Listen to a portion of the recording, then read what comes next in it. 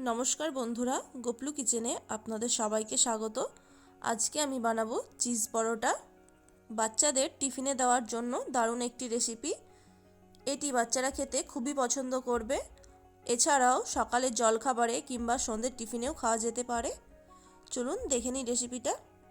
Cheese পরোটা বানানোর জন্য আমি এখানে 250 গ্রাম ময়দা নিয়েছি। আপনারা চাইলে এটি আটা দিয়েও বানাতে পারেন। এবার ময়দার মধ্যে দিয়ে দেব 1/4 টিস্পুন লবণ এবং সাথে দিয়ে দেব 1 টিস্পুন সাদা তেল এবং 1/4 টিস্পুন চিনি। শুকনো অবস্থাতেই সমস্ত কিছু ভালো করে মিশিয়ে নিচ্ছি। সব কিছু মেশানো হয়ে গেলে এবার অল্প অল্প করে জল দিয়ে ময়দাটা মেখে নেব। এই রেসিপিটা খুবই সহজ, বানাতে বেশিক্ষণ সময় লাগে না।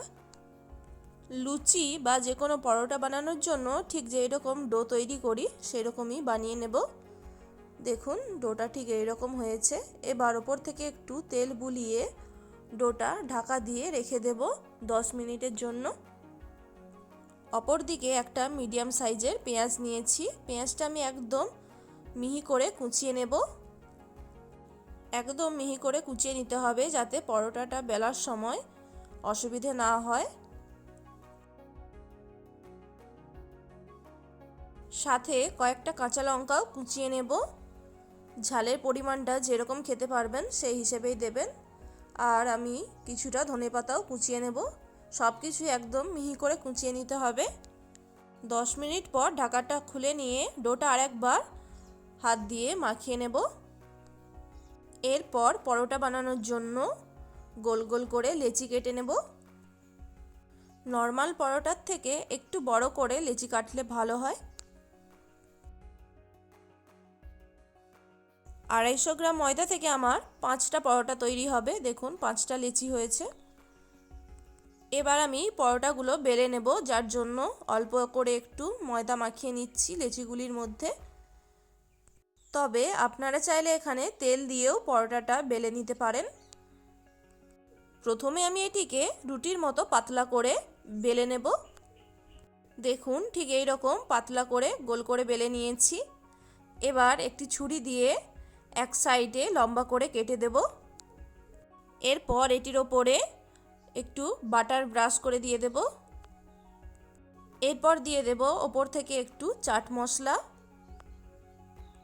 ওরই সাথে ওপর থেকে একটু চিলি ফ্লেকও ছড়িয়ে দেব। বাচ্চাদের জন্য বানালে এখানে কম পরিমাণে ঝালটা দেবেন। এরপর এই রুটিটার 4 ভাগের 1 ভাগে আমি কুচিয়ে রাখা পেঁয়াজ দিয়ে দেব এবং অপর 1 ভাগে দিয়ে দেব কুচিয়ে রাখা ধনেপাতা এবং কাঁচা লঙ্কা। এরপর আর 1 ভাগে দিয়ে দেব মোজারেলা চিজ। এখানে চিজের পরিমাণটা একটু বেশি করে দিতে হবে। আপনারা চাইলে এখানে পেপার চিজও ব্যবহার করতে পারেন। এবার ওপর থেকে 1 চিমটে লবণ ছড়িয়ে দেব। ওর সাথে একটু চাট মশলাও ছড়িয়ে দিচ্ছি। এবার বাকি যে 1 ভাগ ছিল সেটি দিয়ে উল্টে দিতে হবে। ঠিক যেভাবে ভাঁজ করে দিচ্ছি ওই রকমই ট্রায়াঙ্গেল শেপ দিতে হবে। দেখুন এবার ঠিক ত্রিভুজ আকৃতি হয়ে গেছে। এবার শেষের অংশে এইরকম একটি কাঁটা চামচ দিয়ে সিল করে দিতে হবে যাতে ভেতরে দেওয়া পেঁয়াজ বা লঙ্কা বেরিয়ে না যায়। ওপরে একটু ময়দা ছড়িয়ে দিয়ে চেপে চেপে আটকে দিতে হবে যাতে পেঁয়াজ আর কাঁচা লঙ্কাগুলো বেরিয়ে না আসে। এবার ময়দাটা ভালো করে বুলিয়ে দিয়ে পরোটাটা আমি বেলে নেব। বেশি চেপে চেপে পরোটা বেলা যাবে না, তাহলে ভেতর থেকে পুরগুলো বেরিয়ে যাবে। হালকা হাতে এখানে পরোটাটা তৈরি করে নিতে হবে। দেখুন একটা পরোটা আমার তৈরি হয়ে গেল। এইরকমই আরও একটা তৈরি করে দেখিয়ে দিচ্ছি। একই রকমভাবে লেচিটার উপরে ময়দা মাখিয়ে নিয়েছি। এবার এটিকে রুটির মতো করে গোল করে বেলে নেব। আপনারা চাইলে গোল করেও পরোটাটা তৈরি করে নিতে পারেন। সেক্ষেত্রে ভেতরে পুর ভরে রুটির মতো গোল করে বেলে নিতে হবে।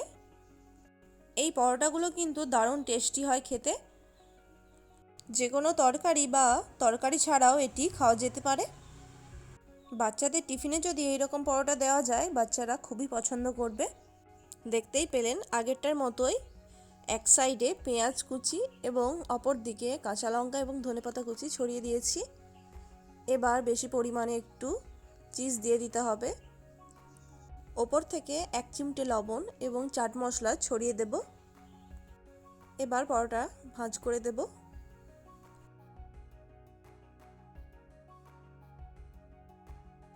অবশ্যই কিন্তু পরোটাগুলো ভাঁজ করে নেওয়ার পর এভাবে চামচ দিয়ে সিল করে নিতে হবে, নাহলে ভেতরে থাকা পরোটার পুর বাইরে বেরিয়ে যাবে।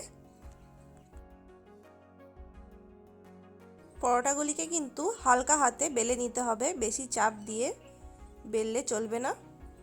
দেখুন এটিও তৈরি হয়ে গেল। এবার একটা একটা করে পরোটা ভেজে নেব।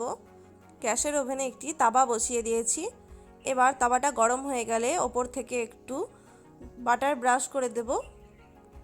আপনারা চাইলে ঘি দিয়ে অথবা তেল দিয়েও পরোটা ভেজে নিতে পারেন। পরোটা দিয়ে দিয়েছি। এবার পরোটার ওপরের অংশে আবার বাটার ব্রাশ করে দেব। 1 মিনিট পর অপর দিকটাও উল্টে দেব। একই রকমভাবে এই দিকেও বাটার একটু বুলিয়ে দেব। এই পরোটাগুলো ভাজার জন্য বেশি তেল বা বাটার লাগে না। একই রকমভাবে উল্টে পাল্টে লাল করে ভেজে নেব। দেখুন বন্ধুরা, আমার একটা পরোটা তৈরি হয়ে গেছে। এবার এটিকে তুলে নেব। পরেরটা ভাজার জন্য আবার একটু তাওয়ার ওপরে বাটার বুলিয়ে দিয়েছি। এরপর পরোটা দিয়ে তার ওপর বাটার বুলিয়ে দিচ্ছি। একটা দিক হয়ে গেলে অপর দিকটাও উল্টে দিতে হবে। দেখুন এটিও হয়ে গেছে। পরোটাগুলো ভাজা হয়ে গেলে গরম গরম সার্ভ করতে পারেন। দেখুন বন্ধুরা, পরোটাগুলো ভেতর থেকে কতটা পরিমাণে চিজি হয়েছে। পরোটাগুলো দেখতেও যতটা সুন্দর, খেতেও ঠিক ততটাই সুন্দর হয়েছে। রেসিপিটা অবশ্যই আপনারা বাড়িতে একবার ট্রাই করবেন। ভালো লাগলে ভিডিওটিতে একটি লাইক করে দেবেন। ধন্যবাদ।